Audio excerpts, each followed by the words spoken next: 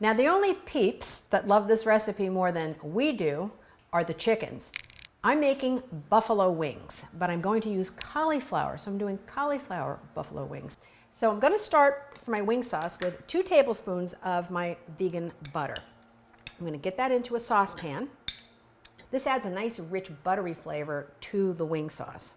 And then we're just going to let that melt down. It's not going to take very long, but do stay with it, okay? Don't take off and go do other things. Just watch it, because this butter melts pretty quickly. My butter is melted, and now I'm going to add my wing sauce. Whisk it together, and then turn off the heat. Putting it into the pot with the hot butter ensures that both of those ingredients are going to melt together into a nice smooth sauce. So I'm going to begin now mixing up the ingredients for my batter. First, I want to show you the cauliflower. You want to get a nice firm one. I got this at the farmer's market, so local ones are just terrific. And you want to get about this size of a bite. A 2-bite piece is okay, but you don't want them so big that your whole face is covered with hot sauce, and this size is even good. Okay, so we got that washed and cut into florets. So in a medium-sized bowl, I've got 1 cup of unbleached white flour. Now we're not going to dip in flour, so this is actually not going to be nearly as messy as it could be. So to my bowl of flour, I'm going to add a nice heaping tablespoon of nutritional yeast. I've got half a teaspoon of ground cumin. I've got 2 teaspoons of garlic powder. I've got a teaspoon of paprika. Any paprika will do. And I've got about half a teaspoon of chili powder, and just your regular chili powder, and you can bump that up if you like. I'm just going to use 1 teaspoon. Right. And then 1/4 teaspoon of fine salt. Okay. Now I'm going to whisk these dry ingredients together just to get them blended. Even though we're using a hot sauce, which is going to have a lot of flavor, I love just these different layers of flavor. So that's why we're going to make a nice tasty, kind of spicy batter. Now I've got all my seasonings and spices in my flour, and now I'm going to add the liquid that's going to make the batter. So I've got half of a cup of unsweetened soy milk. You can use almond milk, rice milk, whatever you like, some non-dairy milk, and half a cup of water.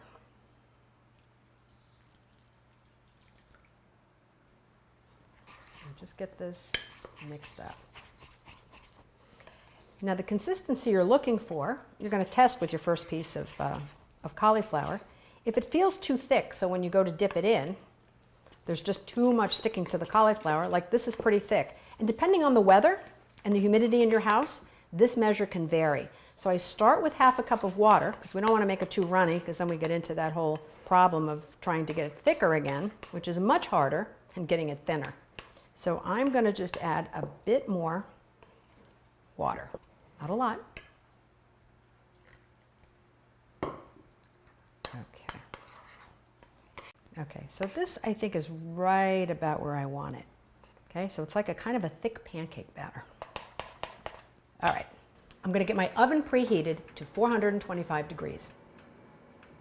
So before I start dipping my cauliflower, I've got a prepared pan with some aluminum foil, or you can use parchment, but it's still a good idea to hit it with a little bit of spray. So I'm using some coconut oil spray. Okay, that's it, just a light coating. So piece at a time, coat it well, let the excess drip off a little bit, and lay it on the sheet.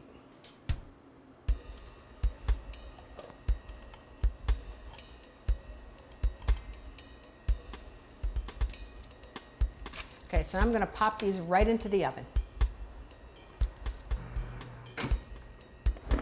With the red-bellied woodpecker. So my cauliflower's been in for about 10 minutes. And that's what I'm looking for. So now I'm going to turn them over and cook the other side. It's always a big joke that I use my fingers, but it really doesn't bother me. There we go. Okay, back in. Okay, I've baked my bites on the other side for about 5 minutes. Now I'm going to put these into this bowl.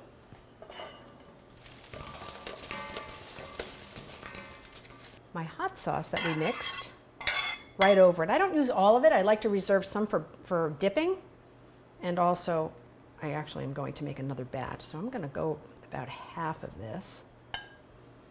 All right, now just stir these around and get them really nicely coated. So you want to make sure that you get all that sauce into those little nooks and little cauliflower crannies in there. I'm going to get these back in the oven and just cook them until they're nice and toasty. I've still got my oven on 425. And don't get rid of this because you're going to want to save it.